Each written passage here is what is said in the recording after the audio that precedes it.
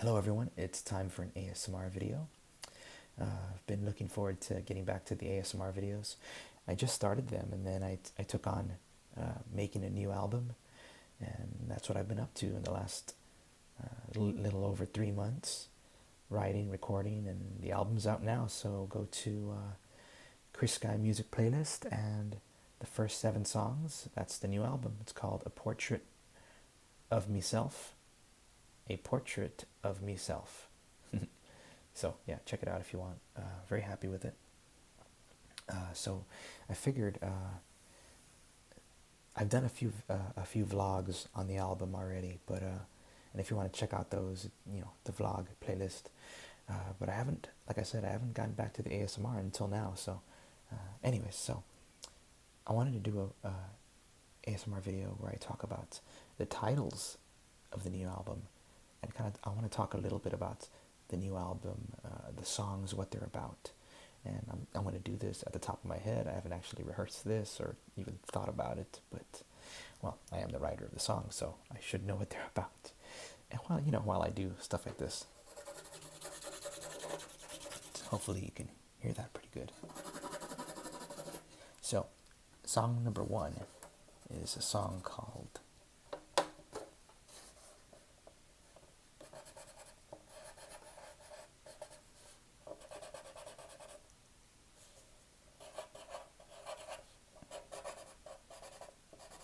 it's a song called Blue.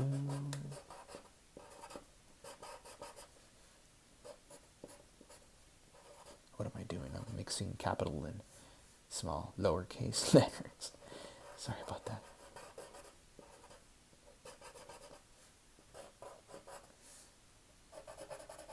Okay, so first song is called Blue Whale, and I've been wanting to make a song called Blue Whale for a long time, actually. One of my favorite animals, and so it's like one of the, I always talk about um, how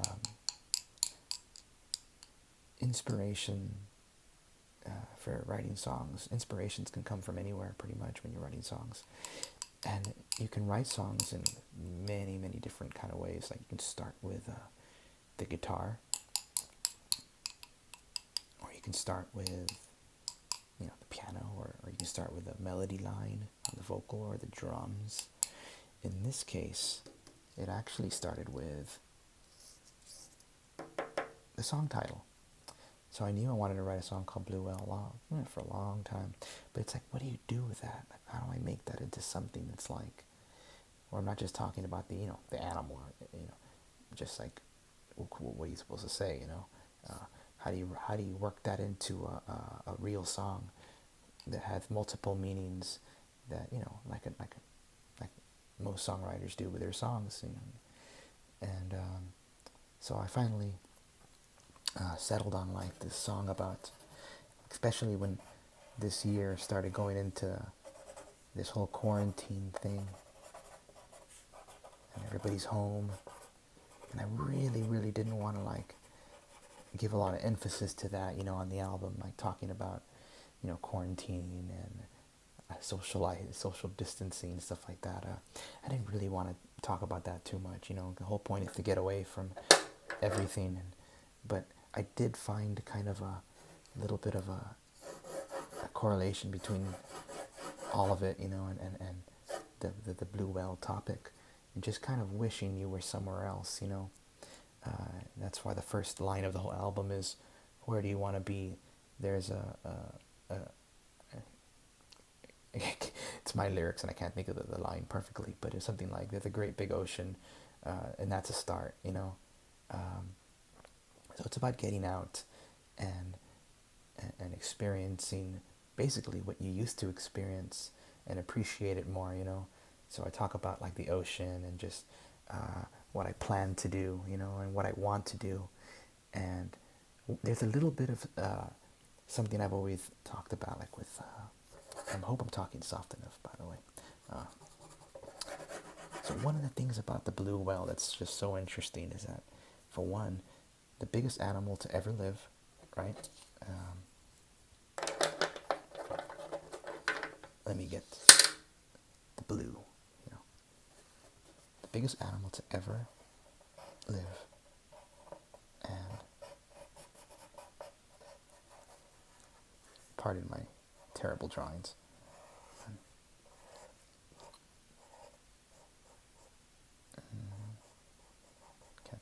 Can't think about how it goes. Anyways, that's not the point. Biggest animal to ever live, and looks more like a shark. Just going at the top of my head here. Anyways, and one of the things I've noticed as a fan of the blue whales is that when you read about, like, in comment sections,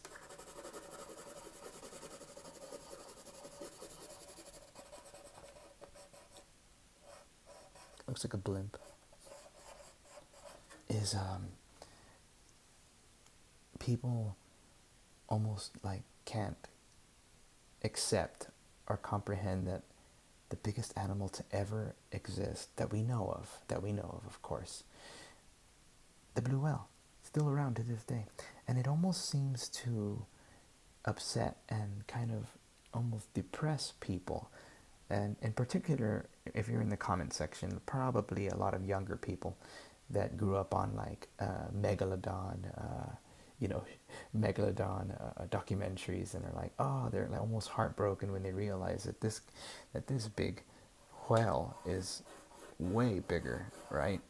And then they're like, well, what about dinosaurs? No, this one weighs more. It's just overall mass-wise, it's a bigger animal. Biggest to ever exist that we know of. So, it's like, I think that's amazing. And I actually would love to see one day. But I'm like, don't be depressed. Don't be upset. This thing is real. It's out there. It's not fiction. It's not fantasy. It's out there in the ocean, and it's the biggest thing to ever exist that we know of. That's amazing. Don't be sad.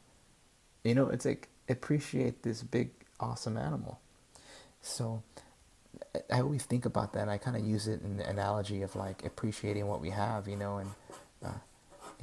actually it would be more like right over here, right? Appreciating what we have, and like, so I use that in the case of this song.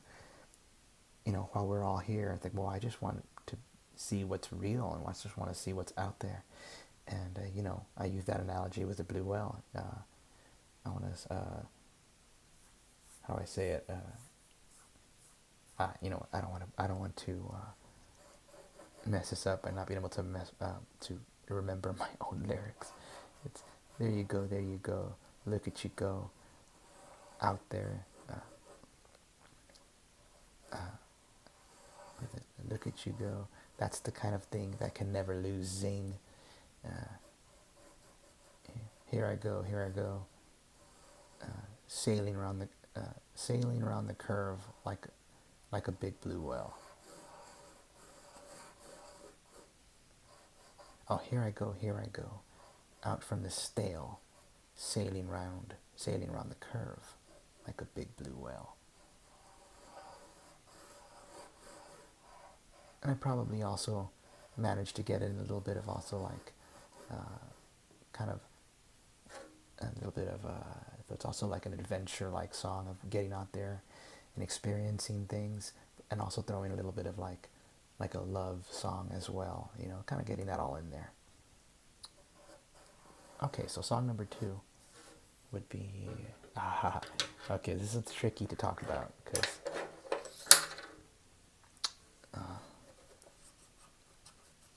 I'm gonna probably, okay, let me see. So this song is called More Than Sound.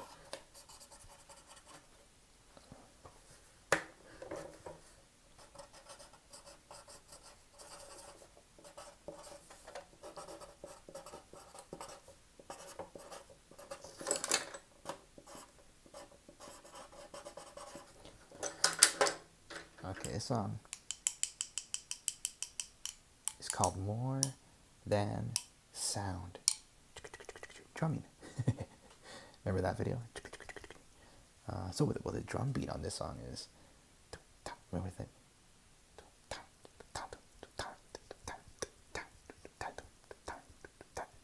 Yeah, something like that. I thought what this is about, but just kind of felt like doing that.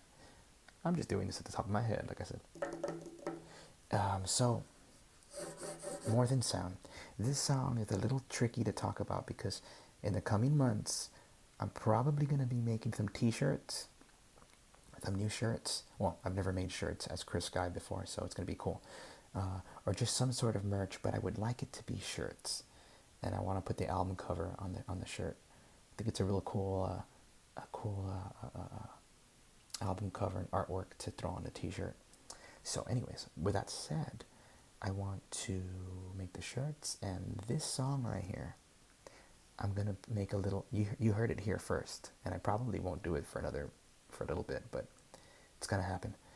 So I'm gonna make a contest when I make the shirts, or whatever merch is, but like I said, I'm leaning towards shirts. A contest where I say, I'm going to ask everybody or whoever's reading it what this song, who this song is about. Okay, so that's why it's kind of tricky to talk about it because I don't want to give too much. So this song is a tribute to somebody, and like at some point, like I said, you heard it here first. I'm going to make the contest about it and ask people. So who is it about? What or who is it about? And the first person to answer correctly will get a free shirt or whatever the merch item is at the time, leaning towards shirts. So, well, let's see, what can I say about it? So it's the fastest song on the album. It's got the fastest tempo. I used to play my first band. My first band was called Valley Lemons, and I'll spell that here actually. Valley. Take the E out. Lemons.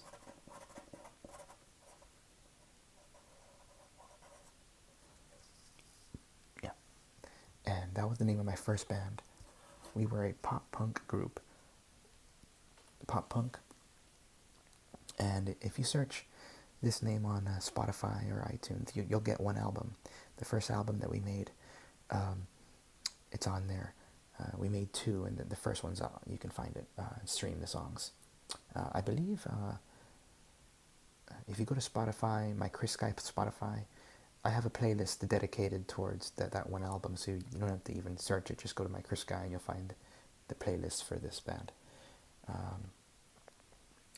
And the reason why I'm talking about it is because, like I said, pop punk. So pop punk has always been a part of my sound. In the Chris Guy solo project, one of the things you're gonna find is that I'm always kind of bouncing around like a multitude of sounds. It's either alternative rock, kind of maybe like an indie rock, or just rock in general. Sometimes I'll get a little bit more pop rock, sometimes more pop than rock, sometimes a little bit maybe just pop. But I'm always kind of going from all those sounds. But one of the sounds that you're always going to hear come back and just influence my sound is the pop punk sound, because it's what I grew up on. It's, it lives in me. And I just, it is me, it's a big part of my development as a songwriter. So I just wanted to mention that. In case you're interested, you can look for that. So More Than Sound is definitely influenced by pop punk and a few other things, but that are, I don't want to give too much, like I say, but it's a tribute to someone or something. I don't want to give it like, I don't want to lead you perfectly in the right direction, but listen to the lyrics, read the lyrics, and maybe do some searches, and you'll be able to find out who it's about or what it's about. Don't answer yet on well, I guess I suppose you could answer here on the song or whatever. But whenever I do the contest, it'll be about who answers first there. Probably Instagram.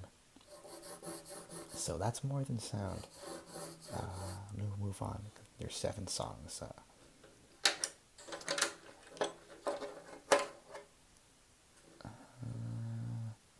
The third song is, oh, okay, that's right. Oh, perfect. I grabbed the right color without even thinking about it.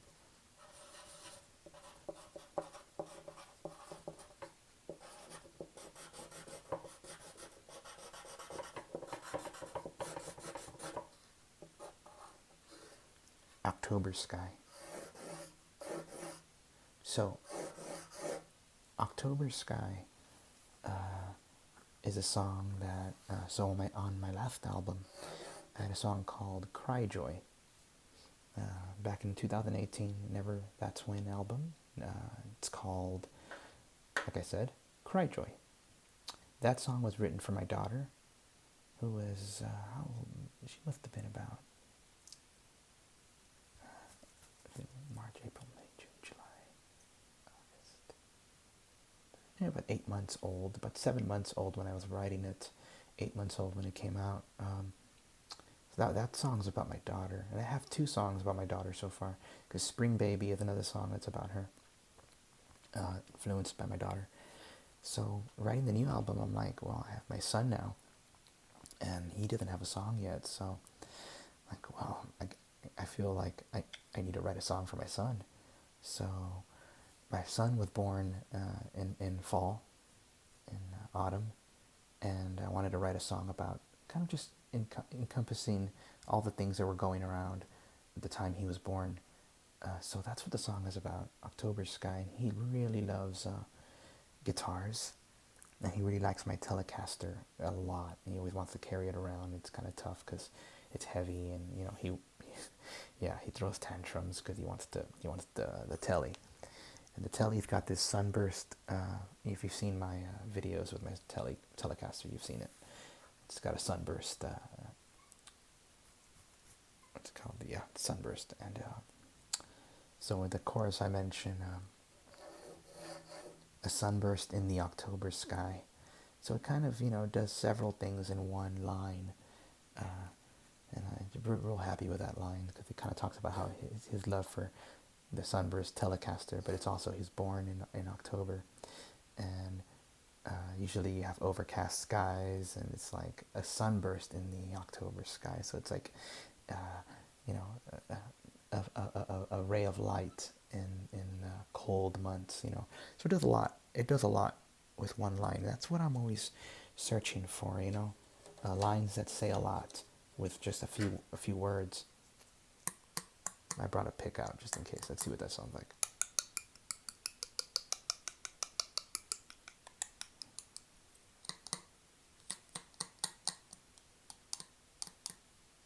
So yeah, October Sky is about my son, and it's the first time I've ever played the flute on the album, on any album.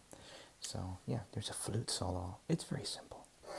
It's very simple. I don't play too much, so I just wanted to make sure I can play something solid, make it sound good. So yeah, that's October Sky. Song number 4 is, let's see, let's do it with, let's get like a greenish color. Okay, so Invisible Summer.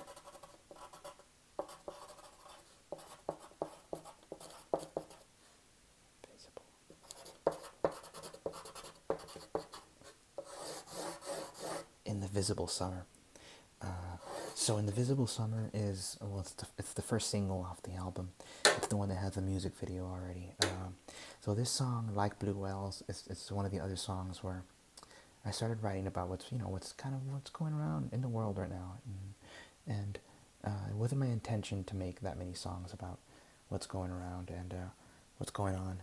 And in this case, it's just I wrote this song in like late April, and I knew it was something like, okay, well, I don't want to use words like quarantine and I like art to be art, and a little bit more poetic. So I had a feeling that the summer just wasn't gonna be like, like our normal summers. So I wanted to make a song that was just felt like summer, so that the I can listen to it and feel the summer, and of course I'm in Texas, so it's really hot. So yeah, I'm definitely feeling summer anyways. But just something that just reminds me of the summer I want to have, or that I wish we were having right now, or that I feel like we will have in the future.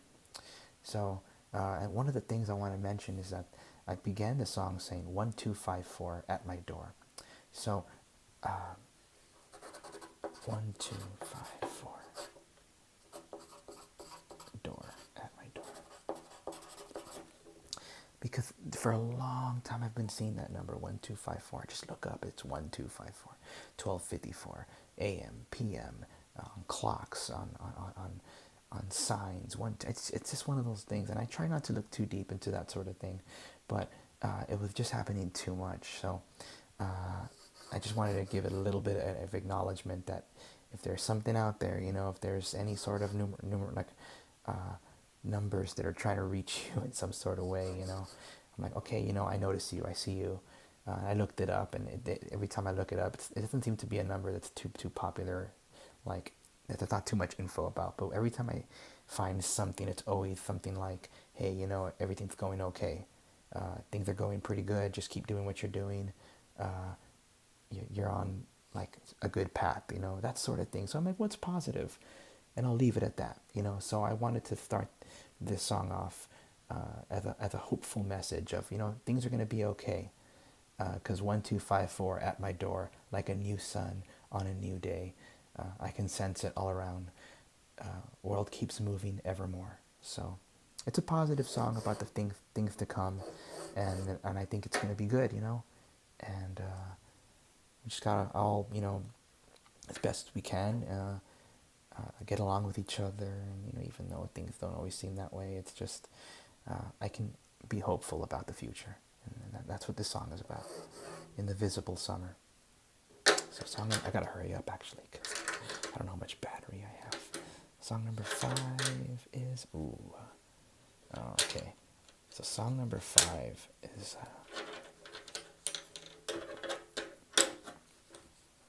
this song is called The Opera.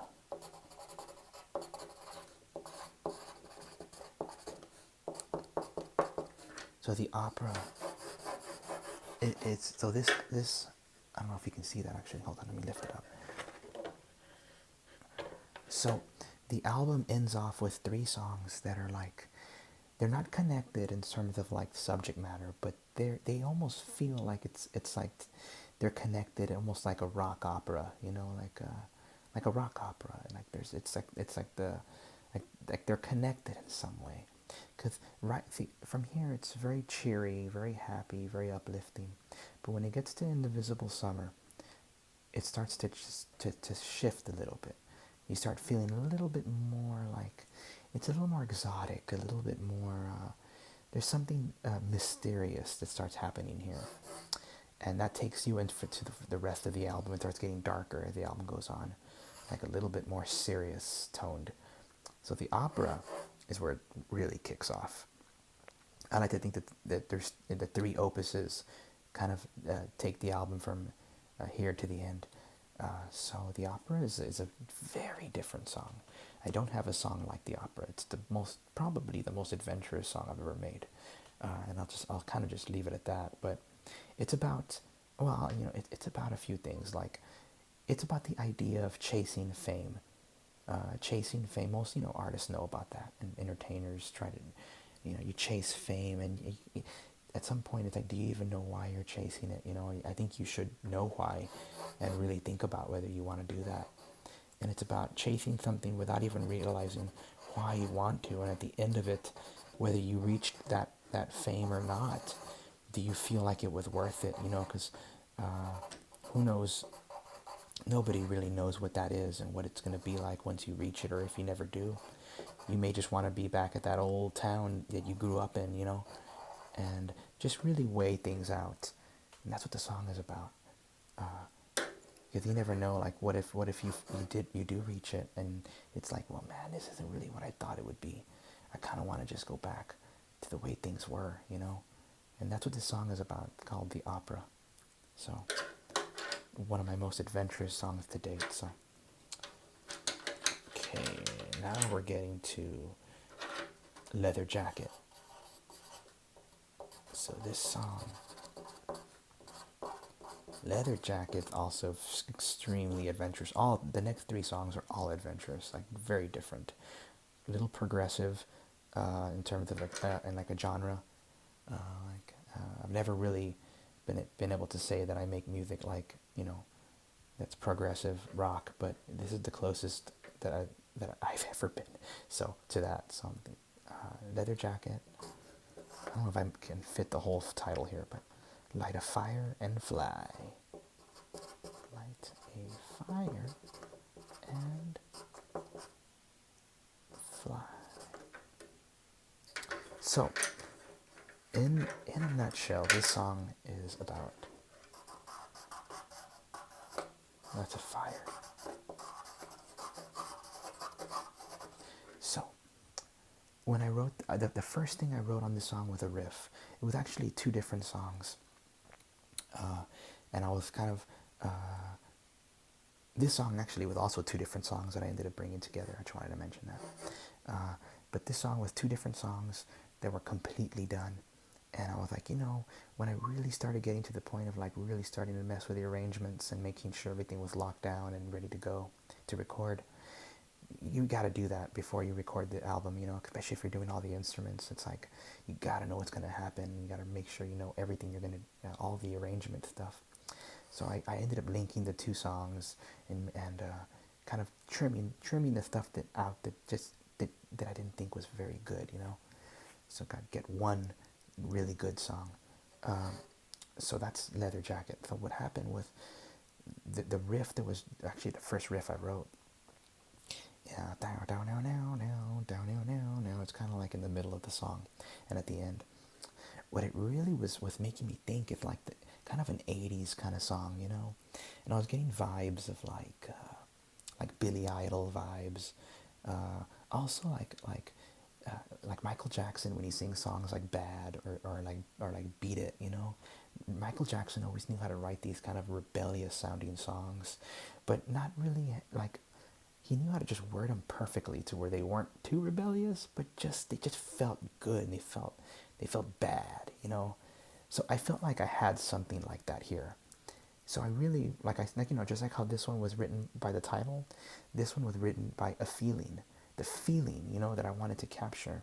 So the first thing that came to my mind is Leather Jacket, you know, like Billy Idol wore a leather jacket a lot, right?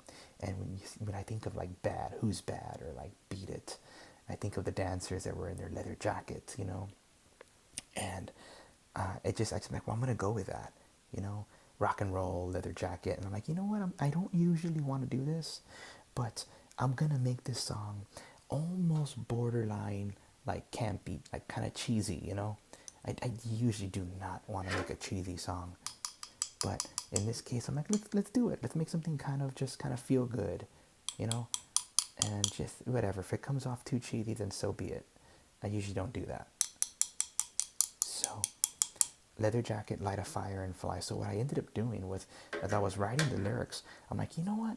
Let's make a zombie song, a song about zombies, kind of almost like the TV show. What is that show? Like the Walking Dead sort of thing, you know. Let's make a song about like a town where it's been taken over by zombies, and it's like a dystopian kind of like futuristic in a future world, you know, but it's also in the past because I used this narrator sort of thing and it's me talking at the beginning and throughout the song where I narrate the song like it's in the past, but it's compared to now, it's the future. You know what I'm saying? Like in way, way, way in the future, it's a narrator talking about a past time that would be like from like right now, like in the future. So it's about like some sort of town that needs to kind of get out of the shadow of these zombies and these trolls and these, and it just took on its own kind of life. And yeah, the superpower that people had was were their leather jackets, you know, that were like symbolic of like their faith and their inner strength, you know. It sounds crazy. Just listen to the song, and it's like it's this kind of fantasy song, like I said, about kind of just trying to win over their freedom, you know, over these zombies. And it may sound silly and may be silly, but it's what I wanted to write, and I'm very happy with the song. It's kind of epic, if I may say so myself. Light a fire and fly. Like, in other words, like, let your spirit take flight. You know, that's kind of what I mean by light a fire and fly. Let your spirit take flight, and let it guide you to be, you know, the best version of yourself, to be powerful, and together, you know, fight off those zombies. And the leather jackets were a symbol of that. And yeah, it sounds crazy. It is crazy, but that's what it was about. So the last song is, I'll do it with this color. The last song is called Promised Land.